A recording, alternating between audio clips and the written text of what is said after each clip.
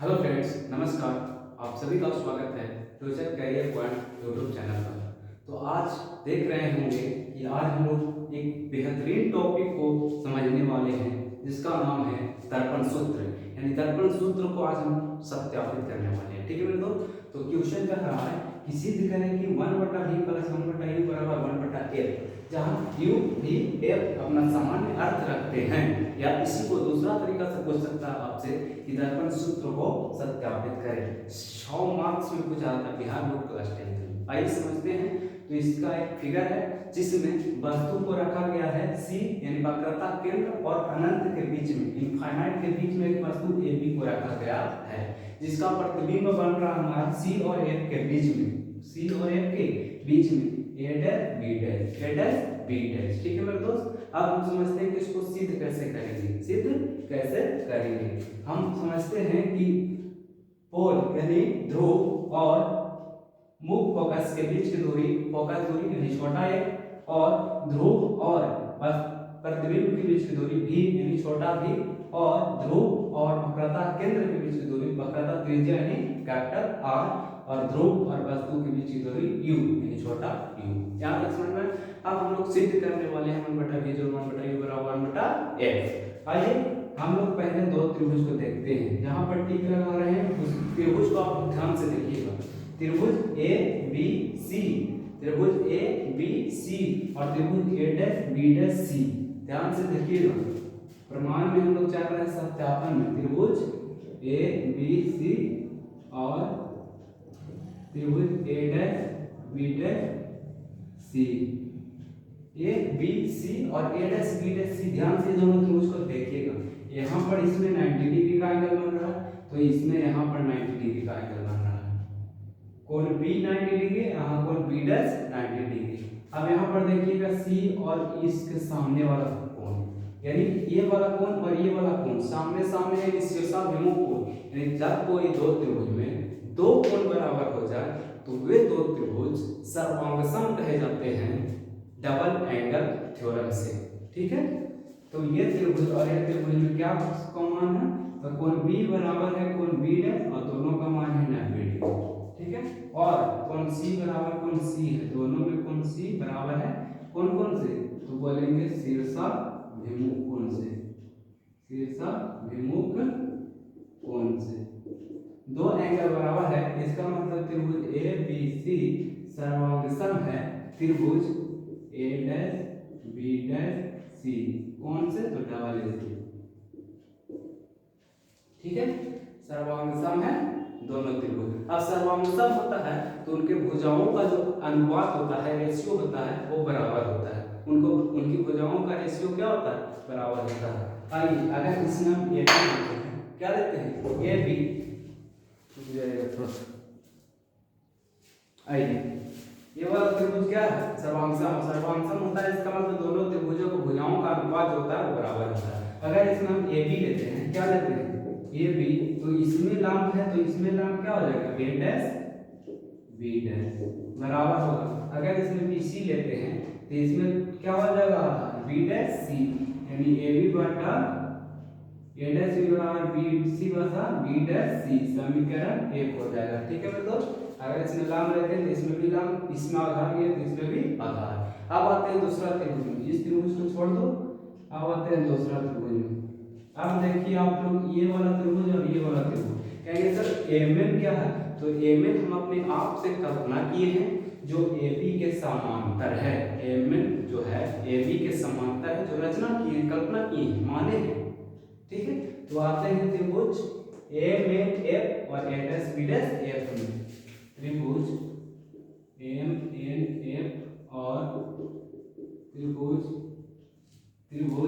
M N F और A dash B dash F में, ए dash B dash F में क्या हो जाएगा, तो ये भी त्रिभुज उसी प्रकार ये दोनों भी सर्वांगसम में डायरेक्ट लिख देते हैं। त्रिभुज इतना सर्वांगसम होगा जिस प्रकार से उसमें डबल एंगल लगाता है, इसमें ये वाला समकोण है, इसमें ये वाला समकोण है। एक और एक दोनों शीर्षाभिमुख कोण से बराबर हो जाएगा, यानी ये वाला त्रिभुज भी सर्वांगसम होगा डबल एंगल से। और डबल एंगल से सर्वांगसम इसका मतलब क्या होता है, भुजाओं का अनुपात बराबर हो जाएगा। अगर इसमें हम लेते हैं एम एन तो इसमें लेना पड़ेगा ए डैश बी डैश। अगर इसमें लेते हैं ए में तो इसमें लिखना पड़ेगा ए डैश बी डैश। अगर इसमें लेते हैं एफ एन, क्या बोलते हैं एफ एन, तो इसमें लेना पड़ेगा बी डैश ए, यानी बी डैश ए।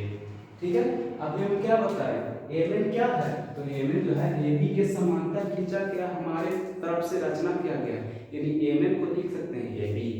एम एन को क्या लिख सकते हैं ए बी, यानी ए बी ए बी बटा ए डैश बी डैश बराबर एफ एन बटा बी डैश ए। अब एफ एन देखो ध्यान से, एफ एन हम अभी भी बताते हैं कि एम एन जो है अपने से क्या गया रचना है, और एन जो है पी के नजदीक है, यानी पी के अत्यंत निकट में एन है। इसका मतलब जो है एफ एन जो है वो पी एफ के क्या है बराबर है। समझिएगा ध्यान से, एन जो है वो पी के अत्यंत निकट है, इसका मतलब एफ एन जो है वो पी एफ के क्या है बराबर है, यानी एफ एन के जगह पर हम जो है वो पी एफ लिख सकते हैं। समीकरण 2, समीकरण 2। अब ध्यान दीजिएगा समीकरण 1 और समीकरण 2। समीकरण 1 मेरे से देखिएगा ए बी बटा ए डैश बी डैश, समीकरण 2 मेरे से देखिएगा ए बी बटा ए डैश बी डैश। अगर कोई समीकरण का दो समीकरण में एलएचएस बराबर हो तो उसका आरएचएस अपने आप बराबर होता है, ये ध्यान रखिएगा। आइए समीकरण 1 और 2 को क्या कर देंगे बराबर, एलएचएस बराबर है इसका मतलब आरएचएस बराबर होगा, यानी समीकरण 1 बराबर हो जाएगा समीकरण 2, समीकरण 1 बराबर हो जाएगा समीकरण 2। आइए समीकरण 1 का आरएचएस क्या है, तो बोलेंगे BC बटा B डैश C बराबर समीकरण 2 का आरएचएस PF बटा B डैश A। ठीक है, अब हम लोग लगाते हैं चिन्ह परिपाटी। क्या लगाते हैं चिन्ह परिपाटी, चिन्ह परिपाटी लगाते हैं तो BC देखिएगा कहाँ BC, BC, BC को क्या हम कुछ लिख सकते हैं U V F के पद में, इसको कहते हैं चिन्ह परिपाटी।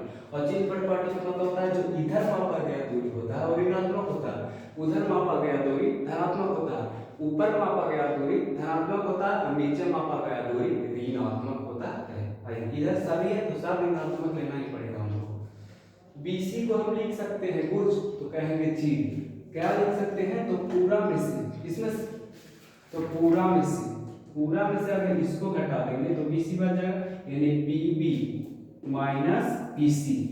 BC को क्या लिख सकते हैं PB माइनस PC बटा B dash C, B dash C को क्या लिख सकते हैं PC minus PB dash, PC minus PB dash, PC minus PB dash, PB dash बराबर PF को PF ही रहने देते हैं बटा B डैश F है, B डैश F को लिख सकते हैं PB dash minus PB dash minus PB dash minus PF minus PF लिख सकते हैं, तो कहेंगे हाँ लिख सकते हैं। इस सबको घटा रहे हैं BC है तो पूरा BC है तो इसमें से इसको घटाएंगे तो BC ना बचेगा, यहाँ PB डैश है तो इसमें से इसको घटाएंगे तो B डैश C नहीं बचेगा, तो ये घटा के लिखेंगे। अब हम लोग लगाते हैं चिन्ह परिपाटी, क्या लगाते हैं लिखेंगे चिन्ह परिपाटी लगाने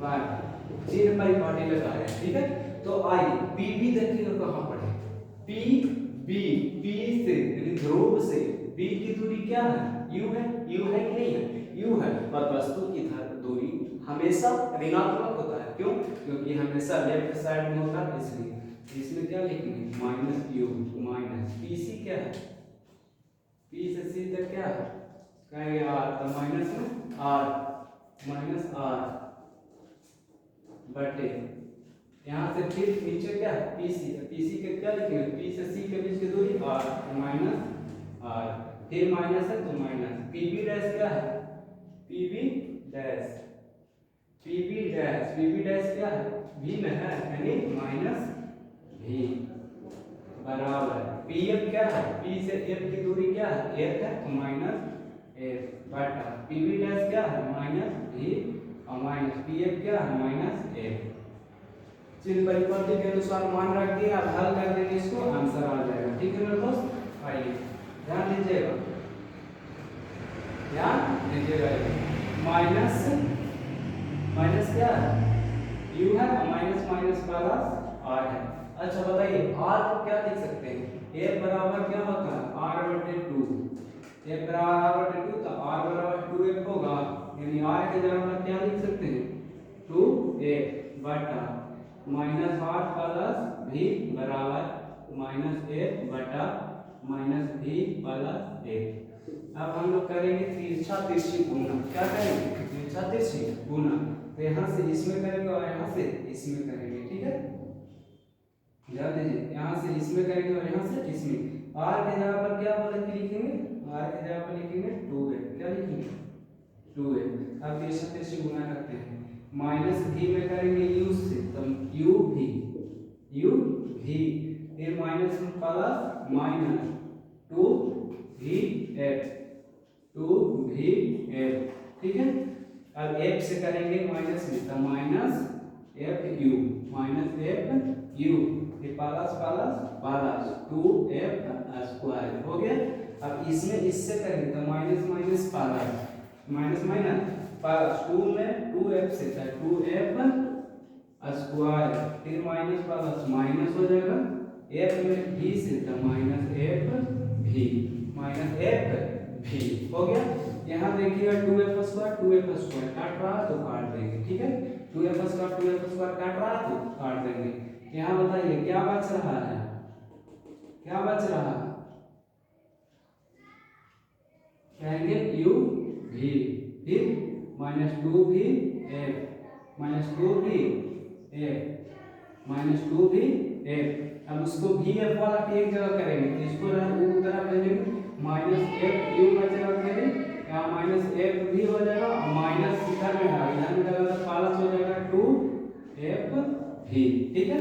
यहाँ बचेगा u v minus f u और इधर 2f v में से एक f में जाएगा तो एक f v बच जाएगा। अब हम लोग करते हैं u v f से भाग कर देते हैं दोनों तरफ, u v है क्या से भाग देंगे u v f से भाग देंगे, माइनस f u है क्या से भाग देंगे u v f से भाग देंगे, बराबर f v है क्या से भाग देंगे u v f से भाग देंगे।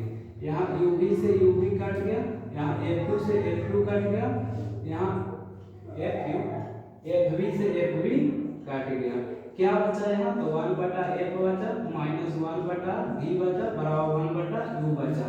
हमको 1 बटा f निकालना तो 1 बटा v उधर जाएगा प्लस में 1 बटा u प्लस 1 बटा v, यानी 1 बटा v बराबर 1 बटा f बराबर क्या आ गया 1 बटा u प्लस 1 बटा v, या 1 बटा v प्लस 1 बटा u बराबर 1 बटा f, 1 बटा v प्लस 1 बटा u बराबर 1 बटा f, जो कि हम लोग को सिद्ध करना था, यही सिद्ध करना था, ठीक है बच्चों।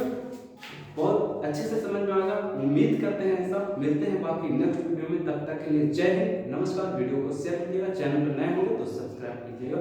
जय हिंद।